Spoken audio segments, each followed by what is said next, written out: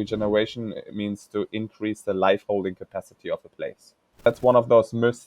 The one is you can't do it on large scale, and the other one you can't feed the planet with it. Both of them are absolute bullshit. We should all be eating maximum once or twice a week meat. But if we eat that meat from regenerative farms, then that is actually meat that is supporting our planet in regenerating itself, because most parts actually need animals as part of a natural system. There is a solution out there for a problem that we're having, and it's academically backed, and there's a lot of knowledge about it online, but nobody seems to speak about it, nobody seems to be interested in it, and nobody seems to be doing it. We applied to the Google Impact Challenge on climate. So Google puts 10 million euros every year into a pot to solve climate change. And we applied for that with a plan to generate Europe's first proper methodology to generate carbon credits for farmers in transition to regenerative agriculture. One big application, and a few conversations later, we got announced as one of the 10 winners, and we got a 650,000 euro grant. We didn't know yet what the value of the company is, so we decided to delay the decision by raising a round with a convertible note. We might have had to accept the VC on our board of directors or let people go. A lot of the principles of industrial agriculture are around death, around having one plant kind of grow and everything else not growing. In regenerative agriculture, you work a lot more with the symbiosis of nature. Nature constantly adapts to the different circumstances and the context that it's in. So depending on your context, that should dictate what you should grow. You should not go somewhere and saying, I grow that. You should be going there. You should be observing what is it. Bonjour, and welcome to Mission First, the podcast to learn from successful entrepreneurs changing the world for the better. In this podcast, you will learn from entrepreneurs who have already found product market fit and are scaling up fast. We discuss their challenges and the strategies they have applied to make things work. Think of it as a masterclass about business and product innovation, growth marketing, and leadership. I am Gilles Toussaint. I help mission-driven companies exceed their revenue objectives with growth marketing, product-led growth, and LinkedIn personal branding strategies. Conventional agriculture practices have led to soil degradation, loss of biodiversity, and increased carbon emissions, threatening our food supply and amplifying climate change. But what if I told you there is a way to reverse this? Regenerative farming doesn't just sustain it, it brings back the health of the soil, sequesters carbon, and boosts biodiversity. For the future of our planet and our food, regenerative farming isn't just an option, it's a necessity. Today, I'm very excited to talk to Philippe Birker, CEO of Climate Farmers. They accelerate the transition to regenerative agriculture by providing farmers with financial and technical support. They support more than 700 farmers. They have 30 FTEs. They got 1 million funding raised without giving away company shares, here without VC money. So I'm very excited to talk today about 3 different topics. What is regenerative agriculture? How do you put impact first with an economical model focused on growth? And how to choose and prepare best for an accelerator program. Philippe, thank you very much for being here with us. I'm very excited to talk to you. How are you? Pleasure to be here, Charles. I'm very good. Sitting in my outside office in the Portuguese mountains, and that always puts a good starting smile on my day. Yeah, it reminds me, I went 7 weeks last year in Portugal, and this is a really fantastic country. On which side of Portugal are you in? We're in the center, in the most remote part, the part where you see 5 cars on a day coming by. Okay. So this podcast is called Mission First. Tell me a bit, what's your mission? I guess my bigger mission is to help humanity in the transition to the age of regeneration. I think the company mission is to scale regenerative agriculture. But I think around regenerative agriculture, we have a whole regenerative movement happening, which is, I think, the thing that really needs to happen at the moment. Can you give us a bit the elevator pitch of Climate Farmers? I tried to describe it in the intro, but you'll do that better than I do. When someone asks me this, I usually ask, how much do you know about regenerative agriculture, right? Because if I have to explain what Regen Ag is, then we're leaving the elevator. If you know what Regen Ag is, then essentially we are supporting across farmers in the transition towards regenerative agriculture on the non-profit side through a farmer-to-farmer peer-to-peer learning community, with context-based transition advice, and through transition finance with the usage of carbon and biodiversity credits. It's a very good elevator pitch. We'll talk about regenerative agriculture. God, it's difficult to say that word. But before we go into the advice, let's understand a bit how everything started. And before that, something I always like to ask is, which context do we need to be aware of to understand where you are at right now? Going back to your past experience, your career, your childhood, what explains how you are right now at such a position with such a high commitment to change the world for the better with your company? I think the one thing is definitely a combination of countryside and city life, which is what I'm now doing half year. And I grew up on the countryside in a very rural setting with my godmother having a farm, being conventional farmer struggle early on, and then spending 10 years living in Amsterdam and Berlin, really getting fueled by meeting amazing people, by realizing what's going on in the world, going to a lot of cultural events, getting in touch with the startup scene, and kind of realizing that the solutions are out there and that despair is not the way to go for, but rather working on pushing the solutions, which we actually have for the problems that we're having. And then I think one very important thing for me as well was that was 21. I went to Cape Town and I studied in Cape Town and spent in total a bit more than a year in Southern Africa. And that really changed my perspective in terms of not having grown up very wealthy in Germany, but still realizing that just having a German passport is something that makes me incredibly privileged on the one hand, and on the other hand, that money is not the path to happiness. And many people are a lot happier than many people in Europe, despite the fact that they have a lot less economical wealth. And that kind of what pushed me in the direction of, hey, I don't want to live a life that's dedicated to building up economical wealth, but I want to live a life that's dedicated to building up human connections and having a positive impact on the world. And the key moment for that one, I think I can still pin it down to TEDx in Cape Town and the AV2 project, which is an amazing project, which people can find out online. What's the name of it? AV2 project. Essentially, it's two South Africans that went to Harvard, then went back because they said they want to do something in their own country. And then they realized that people in townships are very often, so the poorest of the country are very often incredibly smart. So they did some IQ and leadership tests, and they found a guy pushing trolleys at the airport at an IQ of 164. And so they decided to invest in building up companies with these people, take a share in those companies, and build a wealth by actually supporting people to run businesses that elevate the entire community out of poverty. And I found that very inspiring. The slogan there is, I think, how to do well by doing good. That's a very inspiring story. Maybe I should try to have them on this podcast. It was 10 years, it was 13 years ago. So I have no idea what these guys are doing now. Yeah. Ideas worth spreading, right? Like this mojo from TEDx is really good. Very, very inspiring story that you seem to have here. Can you tell us a bit how did Climate Farmers start? I heard about an abandoned village in Portugal. So how did all of this started? Yeah, I mean, that's pretty much where I'm sitting right now. And the story of this began about 7 years ago now. So while I was living in Amsterdam, really enjoying the life there, working at Fairphone back then, I did miss nature, especially in the Netherlands. It's something that you do. And so for me, the idea started arising, how do I bring the people in the city, which I very much resonate with and which I really want to have around me, want to surround myself with, in the context where I much rather, which is in nature. And in Germany and the Netherlands and so on, it's very hard to buy land, and especially to be able to select your own neighbors. And neighbors are very often on the countryside the issue, unfortunately. And that's why we started looking around. And here in Portugal, they passed a law that you can rebuild broken down houses and you don't need any planning permissions. And as a German, that's quite crazy, because in Germany, you need a planning permission to raise your fence by 20 centimeters.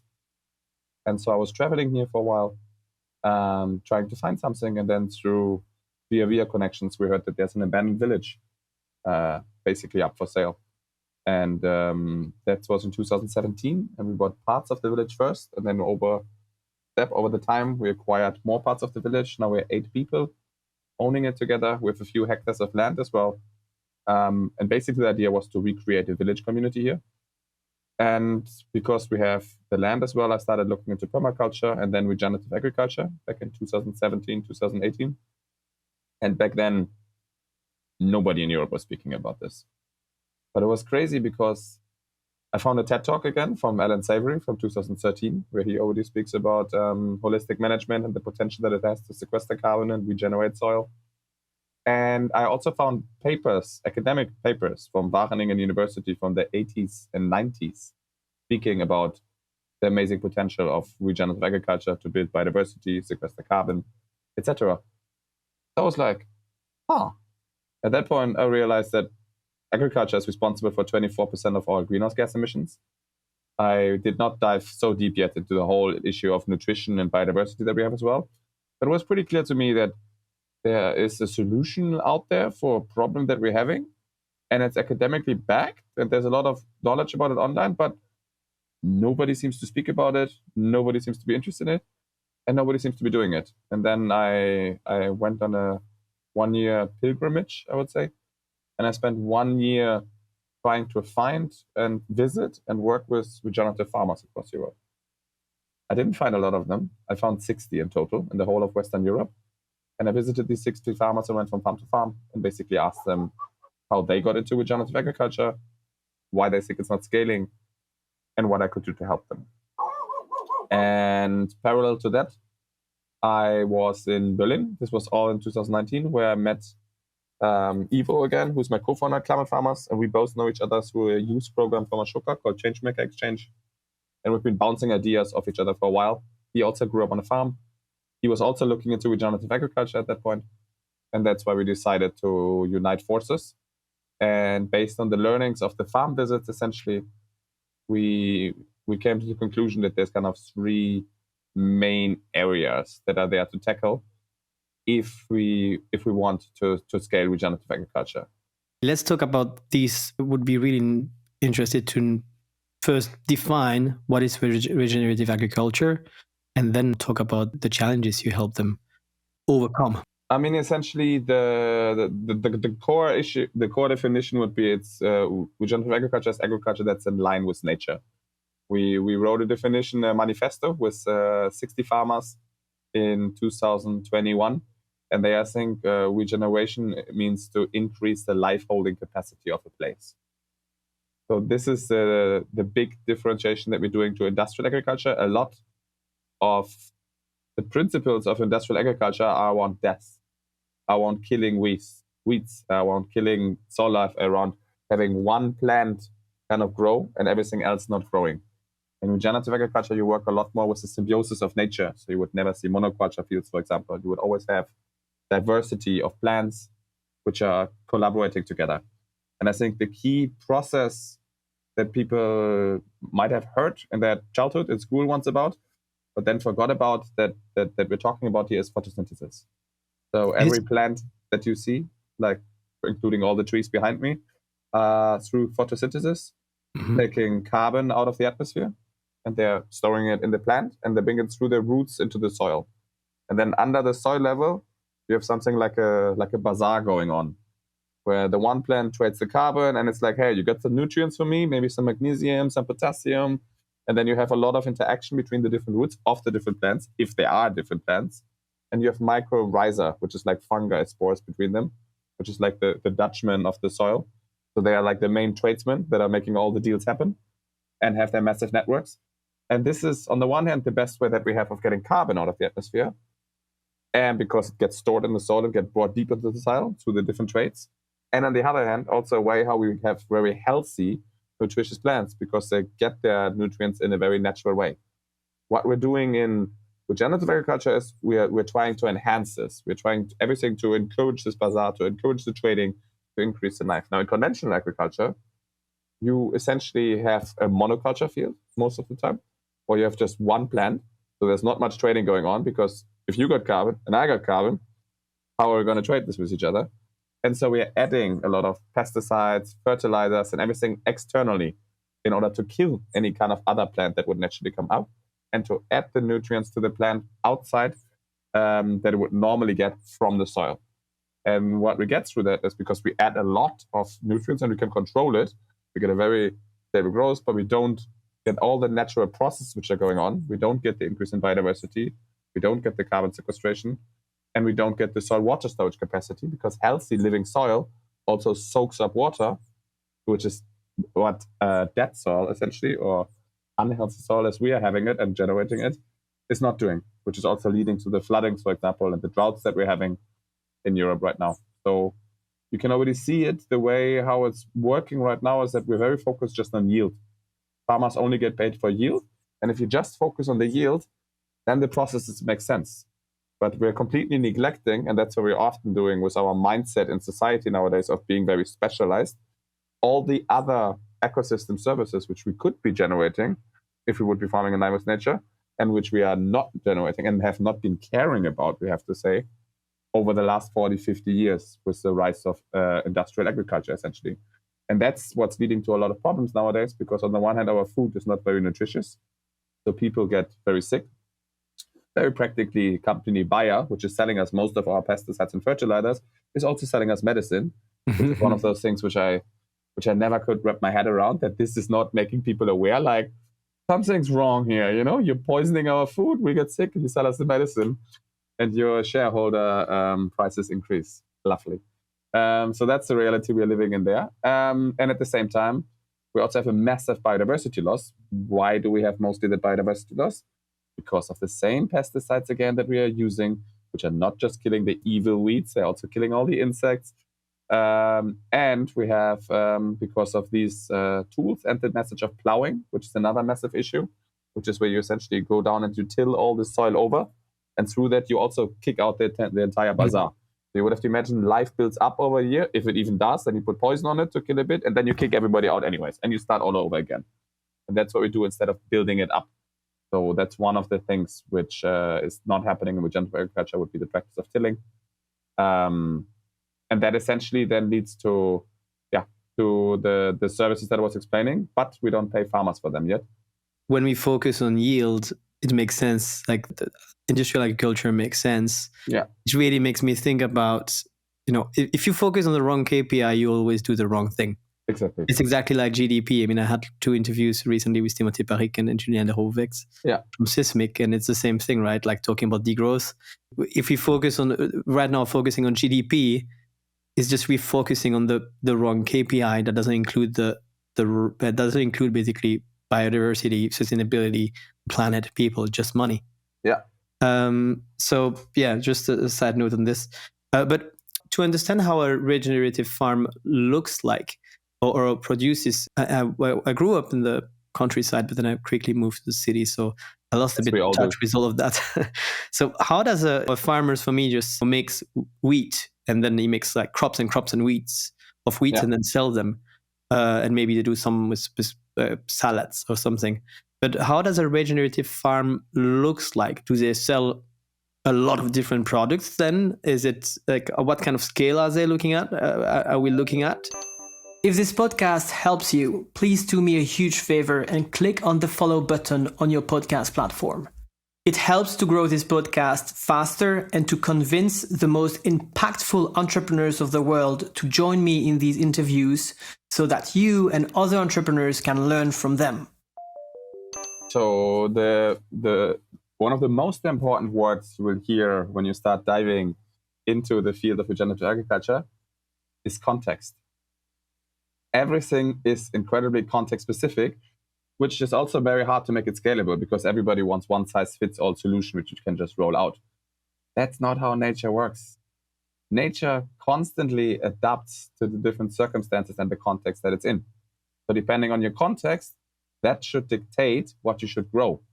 If you would be wanting to be a regenerative farmer, you should not go somewhere and saying, I grow that. You should be going there. You should be observing what is the nature, what is the natural context, what is the soil type, what are the weather conditions, what makes sense in this context where my farm is to grow. And then you do that. And you try out and you do experiments. And this can, for example, mean that you still have a large crop field just because it still is easier for harvesting in our system set with, for example, in summer, let's say wheat. But what you would do, you would also have what you call alley cropping. So you would have rows of trees, but which are far enough from each other so that a tractor can still be going through. And you would have the trees, which are also bringing nutrients and bringing carbon in the soil. So you already have a trade that can be going on there. And then what you're doing is once you harvest the one thing, you already plant the next thing. So you always have a living root in the soil. You never have bare soil. You might have seen it traditionally in farming. At some point it's harvested and then the soil is bare. I always say bare soil is a bit like an Irish man lying in the sun. It's just not a good idea.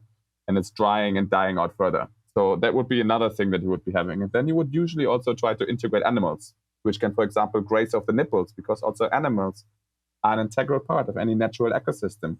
They eat off plants, they poo, they fertilize, they spread things around. So you would also integrate them in there and have chickens, for example, going after the wheat has been harvested, or you would have cows going over that. And you would essentially see, how do I naturally imitate the complexity of nature by having many things which are in symbiosis, which is other functioning. What's the science of regenerative agriculture telling us here in terms of, in the future, do we have to go 100% vegan? Because I read a lot about these things, and sometimes you hear that, you locally, sometimes it's good to eat animals. So do you have an insight on that I probably don't have? For sure. It's a very fascinating one, actually, for me. So I've been a 7-year vegetarian for planetary and animal well-being reasons. And then through Region Ag, I call myself a farm-tarian now.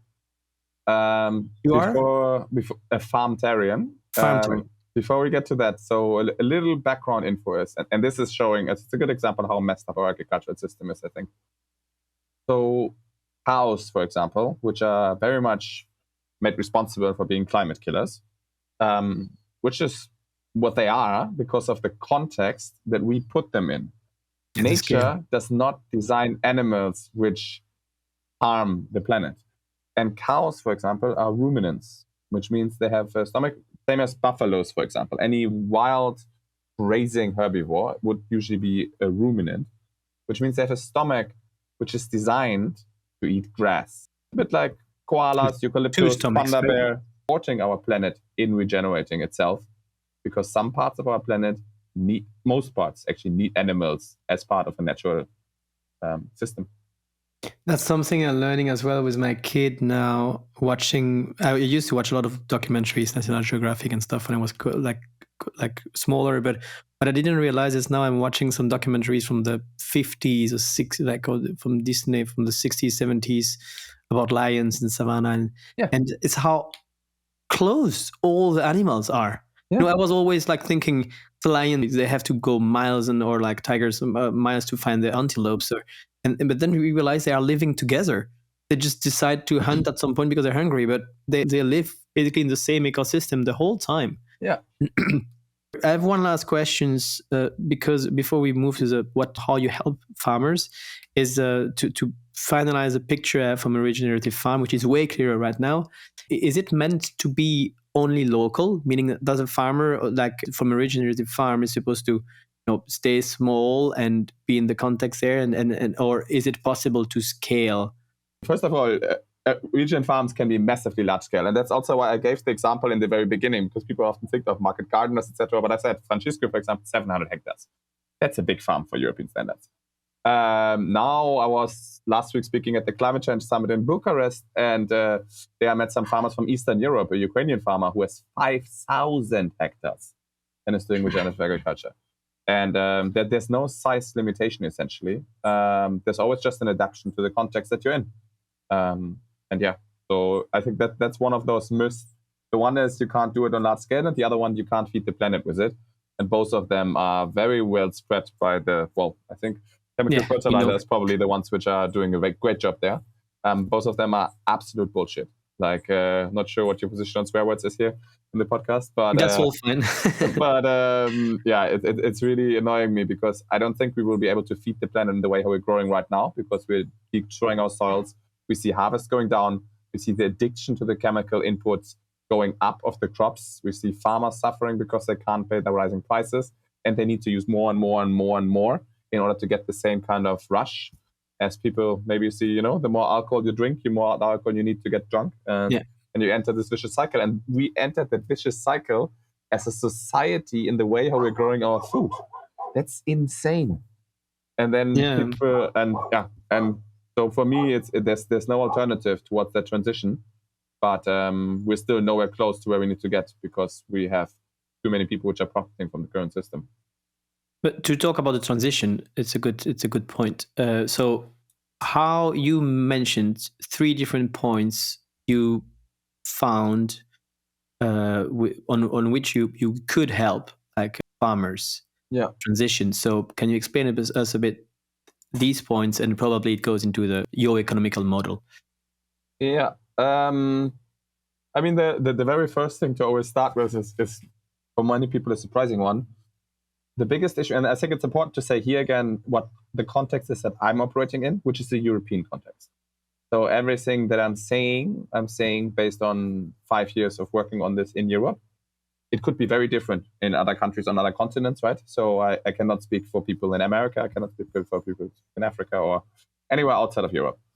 But in Europe, we have a massive issue with the lack of appreciation for farmers. Farming is not sexy. I grew up in a village. I grew up in a very agricultural context. Not a single person in my high school wants to become a farmer. It's quite the opposite. In school, they tell you, yeah, if you don't learn well and you fail in school, then you have to become a farmer. That's messed up because farmers are the backbone of our society. They're doing a highly complex job managing thriving ecosystems if they're doing regenerative agriculture. But nevertheless, it's not something you would say on the first date that you're on. It's not something you would put in your Tinder profile, and it's not something that people are proud of at the moment because we are not perceiving it in society like that. Right? It's pretty cool to be a podcaster, cool to be an entrepreneur, cool to be a consultant, but not to be a farmer. And that led to the fact that right now the average age of farmers in the European Union is in the late 50s. And it's very logical that that is one of the biggest blockers that we have now in the transition, because imagine you're on the farm in the late 50s. Over the last 30, 40 years, your government, your consultants, your sales agents, everybody has been pushing chemical input costs on you. If you're organic one, then organic input costs. Everybody has been selling you massive tractors, big plows, and been telling you that is the right way forward and the right way to do it. And if you are then at a point that you are 5 years before retirement and someone comes along and is like, by the way, have you ever considered that what you've been doing for the last 30 years was maybe not a good idea? And that you should maybe be doing something completely different? And by the way, you've been causing climate change by your activities. Did you know that? And people are like, what? And they're not very open to that because there's a cognitive dissonance for most people to acknowledge that something that you've been doing yourself was wrong. We don't like to do that. We're not trained to do that. And that is a massive issue. So the biggest driver, and of course there's exceptions, but the biggest driver that we are seeing in the Region Ag transition is young farmers, is age. Mostly farmers between 30 and 45, which didn't want to take over the farm with their parents because they saw them struggle, went into the city, became a consultant, realized this is also not making me happy, and then going back to the farm with the parents and saying, okay, I'm going to take over the farm, but only if you let me do it my way, and if you let me take it regenerative. And then the farmer like, okay. As long as you take over the farm, you do your real experiments. And then you have different transition journeys. Sometimes it works very beautiful, like in Germany, I know a beautiful example, the Eichenhof. Sometimes it doesn't work so well because it's hard for the parents to let go. But the core thing is a lack of appreciation for farmers. We need to make farming sexy again, and that's why we took the name Climate Farmers. And that's why we're doing a lot of storytelling and explaining why we believe regenerative farmers are the heroes of our times. And that's why we believe that we need to start appreciating them more and also rewarding them more financially, because farmers have consecutively getting less and less and less money off the food supply chain. I think in Germany, it's there 4% of a liter of milk is going to the farmer, or 4% of bread and 16% of milk, I think. But it's ridiculous. Most farmers that I know get 30 to 35 cents for a liter of milk. And in the supermarket, I think you're paying 150 or something like this for that. And all the work is done, right? This is milk. Like, it gets filled in a freaking container and it gets brought to the supermarket and put in there. Why is the farmer getting 35 cents of your milk when you're paying something like €1.50 for that? That makes no freaking sense to me. And that just makes it a not attractive job. And that is the first issue. Is it as hard to work when you make a regenerative farm? I think the suicidal rate among farmers is also like probably the highest, if not one of the highest on Earth. Because also I remember like farmers that don't have holidays. I mean, people in my village, like they work all the time. And knew other kids who were from farmers, and they had to help their parents all the time. And it was a very, very, very demanding job. Is it also a pro side of regenerative agriculture? Do we have to change that model too if you want to attract more young people there? No, I wouldn't say it's easier. I think it's more enjoyable. It's more fun. It's more rewarding.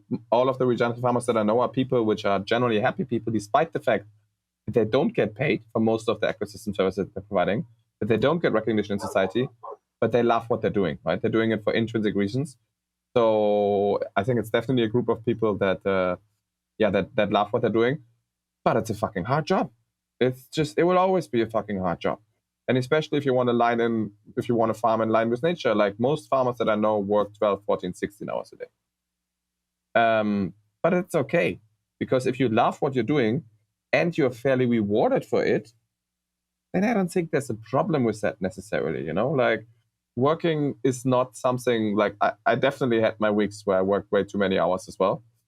But if you love what you're doing, then that's fine. But the problem is just that in the system where we are set up, also because farmers don't get the money, they can't hire someone else to help them with that, right? Because essentially you could be splitting this up. You don't need one person to be there for 16 hours, but you need someone. And because the finances are so tight on the farm, there's no budget available. So what we should be doing is moving forward. And I know that some farms, for example, Gut Heidehof outside of Hamburg, they made that decision at some point to increase the life quality of the farmers and to try to hire more people, which meant they had to raise their prices, which is what people then not used to again, And if we want to have farmers to have a higher life quality and a better work-life balance, essentially, then we would have to pay more for our food so people can pay people and can also take holidays and pay someone while they go on holidays, right? Because that's the whole situation. It's very hard to get good workers on farms as well, just because the salaries are so bad, just because the money that ends up in the pockets of farmers is so little. Imagine what would happen if we would start paying consultant less and farmers more. Exactly. That's the world I want to live in. Yeah. Yes. Although I have to say, region ag consultants also do an amazing job, and that's also okay. I think we can all do with a little less life coaches and a little less. There's definitely a lot of things in our society which get very highly rewarded financially, but don't give a lot of benefits to society, right? I mean, we still live in a society where people who work for oil and gas companies get the highest salaries. I'm pretty sure if you work at Bayer, you get an amazing salary, So the problem that we're having is that those jobs which actually are destroying our planet are the jobs which reward you financially, and those jobs which give us a benefit, either be it social jobs or be it sustainable jobs or being at farmers, they get consecutively cut down because you get a reward from social factors. Why would you should get money? That's the mindset that we need to change in our society. You damage the planet, you get a bad salary. You reward the planet, you do something good for society, you should get a good salary. And that switch has not happened yet, unfortunately. Yeah, we'll get there. But so I cut you off before you were moving to the second point. So you help farmers with, or the challenges that they need to overcome. So the first one is more of a meta level, right? The first one is more of we just need to make it attractive again. And then the interesting thing was I was visiting all of these farmers and they were all doing amazing stuff. And they were like the first leading region ag farmers in Europe, but they all didn't know each other. And many of them loved what they're doing, but they often also felt lonely. They often got bullied by their neighbors who were like, why are you moving your cows on a daily basis, Joao? And there's a lot of like social pressure as well. So the first thing we did, we connected them. And we brought them to each other. Coming from a startup context, we tried to do fancy things like Slack and Mighty Gathering and so on. Obviously, that didn't work. In the end, every farmer's on WhatsApp. So we connected them in a WhatsApp group. And we did some trainings and coachings. We collaborated with Richard Perkins. We did Zoom calls online with most of the leading region experts who all were willing to come and speak for free to our farmers, be it Alan Savory, be it John Kempf. Like it was incredible. Or Elaine Ingham, one of the best soil scientists around the world. Nicole Masters. I'm still really thankful that they just answered these random requests and spoke with the farmers. And we started building a community for them. And it was incredible to see, like, there was every day, there was like lots of messages speaking about issues with the family, with the spouse, with the growing, like anything. And just to start to build this support network for farmers. And that's now spread across Europe. So we have an English-speaking community where farmers from 16 different countries are in. We have a Spanish-speaking community, a Portuguese one. We are looking into opening a German and an Italian one soon. And we're basically providing farmers just there with a sense of belonging of other people which are with them on the journey. So conventional farmers can join. It's all for free. It's all philanthropic. Hey, before you jump to the next part of this episode, one quick info. If you don't want to miss the best strategies for entrepreneurs like you, sign up for my newsletter with a link in the description. You will receive a summary of advice from each episode, get personal recommendations based on your startup stage and industry. And you will also receive my most useful growth and LinkedIn marketing strategies. Just follow the link in the description to sign up. Back to the next part of this interview. And they can just learn the basics of regenerative agriculture. And then we also built up a consulting arm to help farmers in the creation of a transition plan for their specific context. Because then at some point you get into Regen Ag and you start learning like, oh, there's these 5 principles and there's some things I can do. But again, things depend on the context. So we have to see what works for you on your farm. So that's also why we're working on building up more model farms so that farmers can visit other farmers where they can see what Regen Ag looks like in practice on a farm that's similar to the farm that they're having. Fortunately, we have seen a rise in Regen Ag interest in the last 3-4 years. Mm-hmm. Unfortunately, that also leads to a lot of people that want to ride the hype wave, let's say. So we saw a lot of fancy new Regen Ag consultant websites popping up. And in my experience, the more fancy the website, the worse the consultant. And the better the consultant, the harder it is to reach him. So the best ones usually have a WhatsApp number, and you have to try to catch them while there's someone on a farm. And that's really hard for farmers to find. So we built a farmer-backed consultant agency where we essentially had asked our farmers who are the consultants that they can recommend, so that we actually know that they know what they're talking about. And then farmers can talk to one of these consultants. They have to pay them, of course, because they're consultants. They're also making their money. And they can help them to figure out what would be the logical first steps to go on that transition. And then when we have this second knowledge pillar, kind of, which we're doing with our Climate Farmers Academy, then we are going to the third issue, which farmers have been raising to us, which is transition finance. And that brings us towards our business model slowly.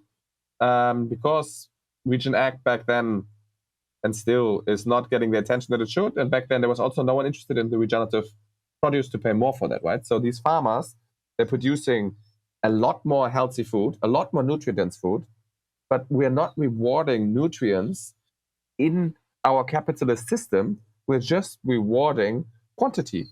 So we have a 1,400 hectare farmer, Saganya Brothers in southern Portugal, also incredible farm. 1,400 hectares, holistically grazing it. They're producing 5,000 liters milk a day. The only buyer that they can find is Pingo Doce, which is the biggest Portuguese supermarket, which pays them 30 cents a liter. That's the normal price that any conventional farmer gets. And that's messed up because their milk is a lot more nutrient dense and is a lot more healthy. And they should be getting paid 50, 60, 70 cents per liter of that because of the well-being that people receive from drinking that milk compared to a milk they would get from feedlots.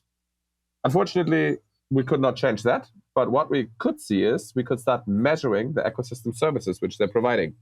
So the 3 most famous ones being carbon sequestration through the whole photosynthesis process, biodiversity increase, saltwater storage capacity. All 3 of them are at least equally important.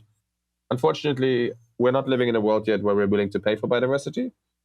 And for some weird reasons, we're also not living in a world yet where we're willing to pay farmers for increasing saltwater storage capacity, even though it would have prevented the billions of euros in damages of floodings that we paid over the last 3-4 years and the droughts. But governments are not there yet, so we have to accept that. What is there already? And it's a faulty market, and I don't like it, but it is existing, is the carbon market, especially the voluntary carbon market.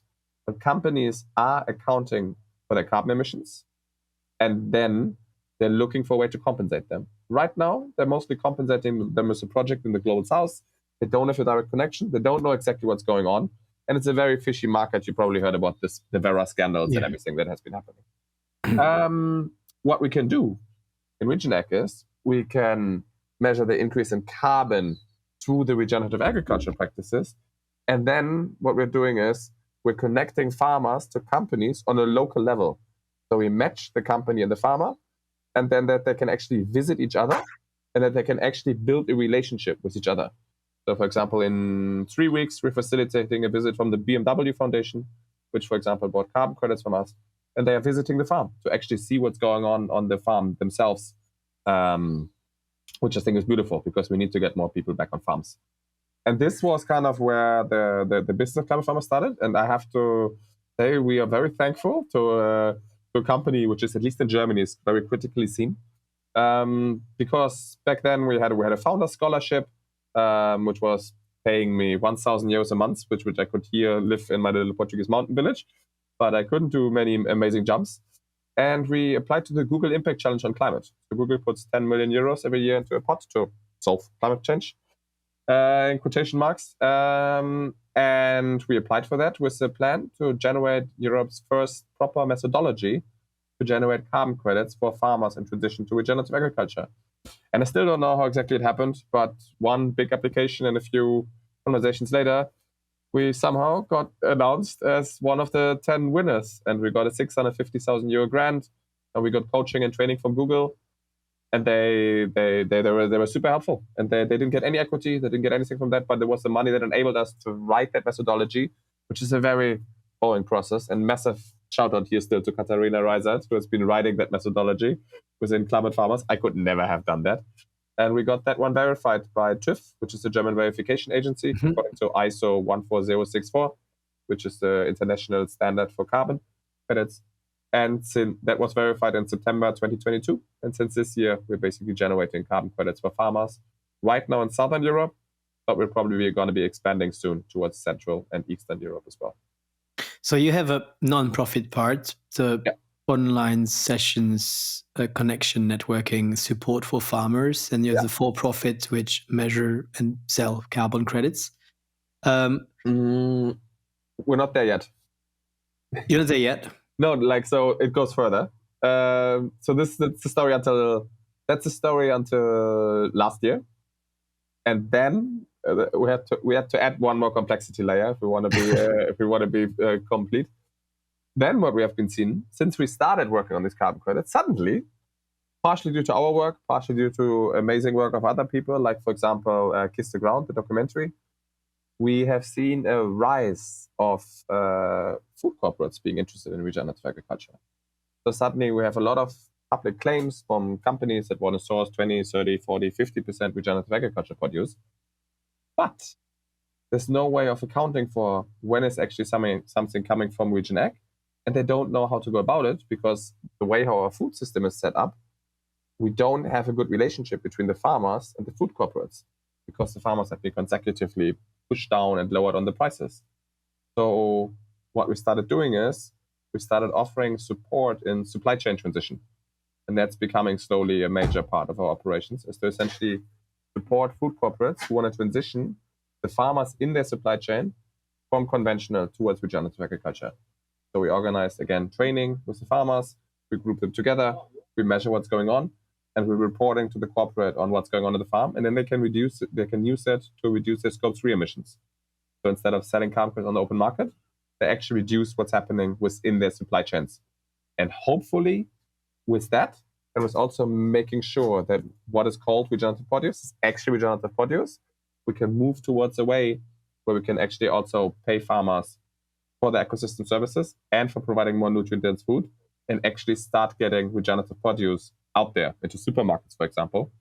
And that's also where we're working with the Ellen MacArthur Foundation, so that finally consumers can be buying regenerative produce. Because right now, many people might be wondering, how do I get this amazing food? And it's very hard because it's still such a niche movement that either you have to find farmers online and order directly from them, which is always a great idea because then the people that should get the money get it. But most people like to walk in supermarkets. And right now, you cannot buy regional produce in supermarkets yet. And that's what we're working on as well by doing collaborations with these food corporates and supermarkets and influencing groups like the Ellen MacArthur Foundation. And in that case, they pay you by like the supply chain transition, for example, like you sell them is it a software you're developing at the moment, or is it a... It's a package. So it's part of it is a software. We're essentially tracking what's going on, but it's first the training that we're selling, and then we are selling the support and creating of a transition plan. And then we're selling MRV, so monitoring, reporting, and verification. And usually for the first training on a farm and for the transition plan, we recommend that the corporate covers like 60 to 80% of the costs, and the farmers put in 20 to 40%. So they also give a level of commitment, essentially. So non-profit parts supports online sessions for the farmers, for-profit carbon credits parts, the supports to the in the supply chain transition for the food corporates. What's the proportion of revenue from the different parts? How many are you in the company right now? Now we're 32 people. If you want to put impact first with an economical model focused on growth, how did you do that here for the different companies you have there? Are these 2 different companies or 4? Yeah, so we have 2 companies, which is on the one hand the non-profit, which is the academy, and then we have the for-profit as well, which is dealing with the supply chain transition and with the carbon credits. It would be very interesting to understand how you build the different parts. Did you build that chronologically or did you build that in parallel, and how did you fund yourself during these years? Yeah. You mentioned the Google Accelerator program, but I know you have also different parts. So the interesting thing is we were always focused on how do you achieve systemic change, right? How do you build the infrastructure to scale it? So it was always clear that we need to do several different things at the same time, which is something that you're normally not recommended to do as a startup, right? As a startup, the idea is you focus on one thing, you become really good at that, and you waste money with that, and with that when you scale. And that was the issue that we usually had when we were on the investment field, because we were doing all of these different things. And usually the response was like, you're doing way too many different things. Yeah, but all of this needs to happen, and they all interplay and intersect together, right? And I mean, we're very happy if we also have collaborations and have other people make it. We don't need to make it happen, but these things need to happen. And whenever we see that no one else is doing it, then we're usually, okay, then let's just start doing it and see where we go from there. But then we were also lucky, or I don't know how you want to call it, but somehow we always found the right people at the right time. So the Google Impact Challenge got us started essentially. And then that was rewarded to us in 2021. And then in summer 2022, we had to raise a round again. How many were you before the Google Challenge? Essentially paid. We were 2 people, like me and my co-founder, and then we had several friends who were helping us for free who were not getting paid. And then you scaled to 30 people in 2 No, years. No. And then we scaled with the Google money, we scaled to like 10 to 12 people. And we could finally pay the people that were working with us before already. Yeah. And then 1 year later, we were slowly running out of money again. And we also needed to scale up, or there was a lot of opportunities. There was a lot of work to be done. So we really needed a bigger team. So we raised another round. We didn't know yet what the value of the company is. So we decided to delay the decision by raising a round with a convertible note, which basically means people lend you money and it converts at the moment when you have an equity round. And we found an amazing angel investor, which was giving us their part of it. And then we found one VC company that we felt very aligned with, that I also knew already for 9 years, and that have been investing in one of the earliest startups that I had, which is Peerby, or that I was involved in, and that's Rockstart. And they are from Amsterdam. So we joined them, and that was also one of our accelerator programs with them then as well. And with that money, we could survive another year, because at the same time, we also won a research grant from Horizon Europe that we applied to together with Wageningen and a consortium of other academic partners to measure regeneration on farms across Europe over 5 years. And that gave us 750,000 euros as well. So with all of that together, we essentially had the finances to keep on growing the team. And we grew the team to, I think, 25, 26 people until now, this year. And then we were raising again in spring and summer. And at the same time, we have been getting a lot of attention. And we were speaking to some of the most known impact VCs out there. But we were a bit frustrated because the focus was always on the financial part of the business, right? The focus was always like, what's the return on revenue? How much do you think you can grow? And we were like, yeah, but look at all the stuff that we're doing. Just the carbon credits is not the core of it, but it's the work on the systemic change that's happening. And at that point, we also started doing a lot of policy work. We're working closely with the Club of Rome together, because we're also realizing that if you want to have systems change in our agricultural system, politics need to be involved as well, because the Common Agricultural Policy, for example, is giving out 60 to 80% of all income of farmers. And so we started talking about this, and we started looking into also with people from Ashoka into the whole issue that we're having in financing for impact startups, which is still very geared towards an extractive system and towards financial growth more than impact, essentially. We want to put the impact first. So we were in the situation that we didn't want to give a board of directors seats away, and we want the non-profit of climate farmers to own the for-profit of climate farmers in the future. So over the course of time, we want to reinvest for now the profits back into the company. And then at some point, we want to use the profits so that the non-profit can acquire the for-profit. And then we want to have a board that decides essentially or has veto power on positions of the for-profit, such as, for example, a sale of the company. Very similar to the Purpose Foundation, what they're doing. But the Purpose Foundation and steward ownership model is basically blocking the sale in any situation. What we are saying is we want to be able to assess if the sale of the company would be in line with furthering our mission of scaling regenerative agriculture. If that is the case, then a sale is okay. If not, then not. And we're still figuring out what exactly that board looks like, but we definitely want farmers to be sitting on there. We want systems thinkers to be sitting on there, and just generally people who can assess the situation very well. And this is what we're piloting at the moment, this construct, essentially. And long story short, I think, because otherwise we take too much story, we found an amazing investor here through many different ways, who's called Kai Herzog, and he gave us what is called a subordinate loan. So we basically got a loan of 2.5 million, and we only have to start paying this back in a few years. And he would be the last one getting money if we go bankrupt. So it doesn't limit our activities any further, and we only give him an interest rate of 3.5%, which is quite the gift from him. And that enables us to really do our work and to be operating without being influenced by external investors, and to be able to be fully focused on our mission without having to prioritize financial growth over impact. And that's how you managed to do all of, like, to build all of this and to reach this point without giving any, equity shares of your company so far. Yeah. Where have you learned how to design this whole financial model for all the entrepreneurs starting here? It's pretty complex to think about all the way these companies have to be set up. How did you learn this? Hey, just a 10-second break to tell you. I just released a free video presentation to explain the 3 key strategies I use to get 7,500 change makers to follow me on LinkedIn and to reach more than 1 million people this year with my posts. It's free. Just follow the link in the description to download it. I mean, it's a lot of times thinking about it, right? I mean, I think some great places is definitely Purpose Foundation, or any steward ownership is a very interesting model to be looking at. Ecosia is, for example, also one of those. Then I think Ashoka is generally super helpful in thinking with you on systems level. The School of Systems Change is also great.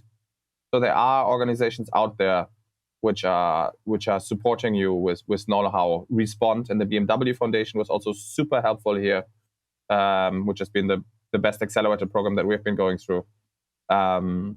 And I think also people from the degrowth movement, I think degrowth and regeneration movement are also going very closely together. Are happily to think with you, I think, on how can you design things differently. Thank you. That's great resources. And that's a perfect transition too. On the last topic, we wanted to talk about how to choose and prepare best for an accelerator program. So you went through 11 of them. Can you explain us a bit, what would be your advice to choose and prepare best for an accelerator program?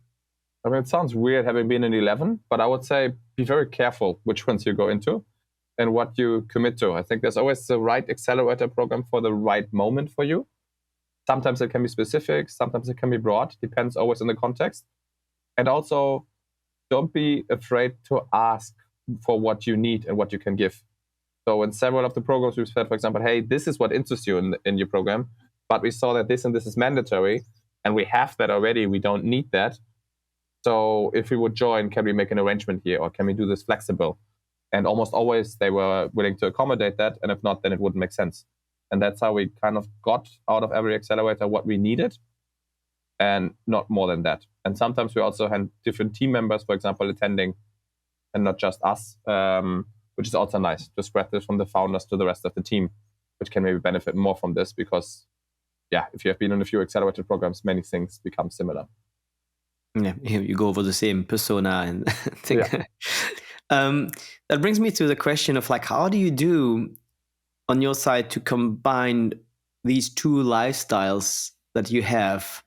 Because you said, you live half of the year in Germany and half of the year in Portugal. Can you explain us a bit how you do combine these two sides of like living in the city, living in the farm, building your company, and traveling a lot? And it's my personal question: how do you do to make it climate friendly? I mean, essentially for me, the situation is again, it depends on your context, right? And for me, the situation is relatively easy. So I spent my summers in Amsterdam and Berlin because the both cities I spent around 2 months. Because both cities I lived in for 5 years and I have a lot of friends. So I just stay with friends. They become older. So there's usually guest rooms available now. And then I have my own project, right? My own place here in the mountains. And I really like the difference of being here where you have nature, where you have quietness, where it's not a lot of people coming through. I have a lot of time for processing. And then in the city, I also enjoy my flat white and my Aperol with spritz and my going out and my seeing friends. But it's also very loud and very intense. And so I like the differentiation essentially between the two of them. And then for traveling, I still fly sometimes. And I also fly to conferences, for example. Like I fly to the Climate Change Summit in Bucharest, which sounds counterintuitive. But I do believe we also need to go away from this thinking that it's the one flight that's going to kill the planet, right? What matters is what are you doing with your time? What are you doing on the systemic level? What are the big impact points? I mean, British Petrol came up with the concept of the ecological footprint, which is a genius marketing move because they wanted to deviate the attention from them to the individual consumer and saying, you, the individual consumer, are responsible. That's not true. It's the oil and gas companies and it's the chemical fertilizer companies. And what we are doing on a daily level matters for sure. And we shouldn't be flying for a party weekend to Mallorca. And I'm trying to travel as much as possible by train. I'm a huge fan of Interrail. And then especially for just 20% more, you can upgrade from second class to first class on Interrail. So that's a very big recommendation. But I also have my flights, which I'm still doing, and I'm not beating myself up about it because I'm dedicating my entire life to what can I do to fight climate change and to mitigate climate change. And one flight that I'm taking to Bucharest is easily set off by the connections that are being made by sometimes meeting in person, for example. What has been the hardest for you, the past years growing your company? I think sometimes the level of responsibility, because that's also one thing, right? I mean, essentially, it's very hard to turn off. So I'm constantly thinking about climate farmers every day before I go to bed, every morning when I wake up, all the time. I haven't managed to really take holidays without actually working during those holidays. And I promised Laura Storm in the Regenerative Leadership course, another amazing course, that I will take 1 week off in December without a phone and without a laptop, which will be the first time in years. Because if you really care about something, then it's very hard to shut off. And it's also very hard to carry that responsibility sometimes. Like June, before we raced the round, was one of the hardest months of my life. I couldn't sleep for a while. I lost weight. I didn't have appetite because if we would not have managed to close the round how we did, we might have had to accept the VC on our board of directors or let people go. And I don't wish anyone to ever have to be in that situation where you have to think principles versus letting people go. That's just tough. And I think that's just a very hard thing to say as well. Like being an entrepreneur is one of the toughest things you can do. Like it's definitely not an easy path. I also ended a 7-year relationship when we started with climate farmers because I was so focused on climate farmers.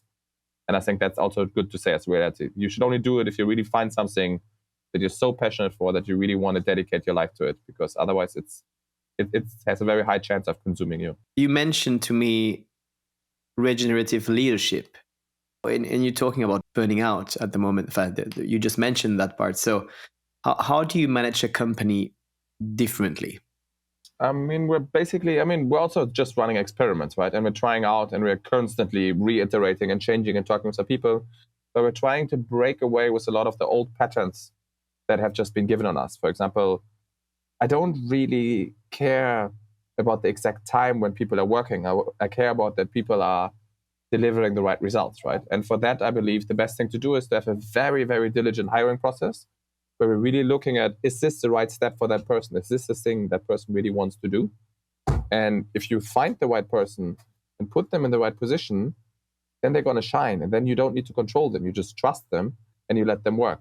So, for example, we don't have fixed working hours. Like we have some people that start working at 11 o'clock. We have some people that work at night because there's different rhythms. And it doesn't make sense for me to send someone every morning from 9 to 5 to an office if that's not within the biological clock of that person. And then the same thing, I also don't really believe that it is my role to essentially look over the shoulder of someone. If someone needs support, then they can be coming to me and then I'm there. But otherwise, I trust them and they can execute within their realm, where they have the expertise and they can take their own decisions. And you basically empower them more than you limit them. You lead rather than you manage. Yeah. What is one book or one podcast or whatever resources you can think about that you would recommend that had a profound impact on you? Oh, there's a few. I mean, Nate Hagen's The Great Simplification. It's an amazing podcast for people who are interested in systems thinking. Daniel Schmachtenberger, Laura Storm, Bayo Kumulaev, Noah Bateson are all people I'm really looking up to and I'm really inspired by. They're reading Daniel Christian Wall. They're leading the way in terms of thinking how humanity can live more in line with the planet and what implications that has on a societal level. If you want to get into regenerative agriculture, For the Love of Soil by Nicole Masters is an incredible book. Podcast-wise, Regenerative Skills from Oliver Gaucher for people who are more on a smallholder, who really want to learn the regenerative lifestyle, who's working with us also right now, who are really getting into the nitty-gritty of things. John Kempf, Advancing Ecological Agriculture is amazing. Or Kuhn von der Sein, Investing in Regenerative Agriculture is also a great podcast. That's a lot of great resources that I mostly don't know, but that's great to have so many of them. We're going to have a long list that we will share with the episode. Nice. So thanks very much for that. Is it possible to start regenerative agriculture? 2 questions here. Can I start this kind of thing in a small garden? I just bought a house. I'm going to have a small, tiny garden. Is it something that makes sense to start there? If I want to start, let's say I want to start a regenerative, decide to change my life tomorrow and to quit consulting and to start a regenerative farm in Berlin, near Berlin. But what would be your advice to do that? I mean, the first one, you can do regenerative agriculture on any size. And I think the smallest farm that I've seen was 0.1 hectare here in Portugal that was making 60,000 euros out of a market garden. The biggest problem that you're having is access to land. And that's another major issue that we're facing, that with the new young generation that maybe wants to get into regen ag, it's very hard to access land there. And that is a problem that we're having and that we're trying to solve on the policy level. But buying land in the Netherlands, for example, it's 80,000 euros per hectare on average. And that's very hard to do. But for example, market gardens, where you essentially do high intensity vegetable production on a small scale, can play a major role in feeding cities. And I think we see this popping up a lot with CSA, so community supported agriculture, where people buy shares of the farm and thereby alleviate the financial risk of the farmer and then get the vegetables in a share. Like, let's say you have 100 shares, everybody pays 1,000 euros per year, and you get 1% of the harvest over the whole year. So this is some amazing concepts that can work right for cities, I think. What is one thing that I wouldn't be able to find out about you online? Interesting. I'm a big board game fan, actually. And I used to love Settlers of Catan, and now I really get into Wingspan, which is a game which is all around birds and attracting birds to your ecosystem and breeding them. And you learn a lot about birds while playing this. And through this, I became a bit of a hobby ornithologist. And I already identified like nine of the birds in our area in Portugal now. And I'm slowly developing a passion for doing bird watching. Good Christmas gift idea. Yes, amazing Christmas gift idea. Yeah. What is your ask for the people listening to this podcast now? Do you have any ask, like where can they find you? Where can they contact you if necessary? What are you hiring? Are you looking for more investment? I mean, I think I would invite everybody to be more conscious of what you're eating and where your food is coming from, right? And that does not only mean like what type of things, but how is it grown? Get more in contact with farmers again. It will reward you with a lot of very beautiful, nutritious food. And also, I think anybody has their role to play. I think we are in times of crisis, but I think in times of crisis, it's also your time to be a hero, which is a great quote from Indy Johan. And I think if we want to get out of this climate crisis and this biodiversity crisis that we're in, then we need all of us acting together. And I think it's for everybody to find out what your role is there. And I hope that some of the sources that I mentioned can help with that. And if you want to get in contact, then I have only one social media account, which is on LinkedIn. And otherwise, you can find Climate Farmers, I think, on most social media accounts. Thank you very much for this inspiring interview, Philippe. That has been a pleasure to talk to you. I've learned a lot. It was really, like, when I say inspiring, it was inspiring. I will definitely check out more about regenerative agriculture. And I wish you a great day in Portugal, and hopefully I'll see you soon in Berlin, or maybe in Portugal. I'd be happy to too. Very welcome to come by. I'll be here until April, and then I migrate with the birds back up to Berlin in May, June. For the perfect time in Berlin as well. Exactly. Yeah, that's the plan. Thank you very much. Have a nice day, Philippe. Bye-bye. Beautiful day. Ciao. Hey, if today's episode was useful, share it with your entrepreneurs' friends so that we can all have a bigger impact on this planet. And give it a 5-star on Apple Podcasts. That will make my day. Thanks so much in advance. Have a nice day.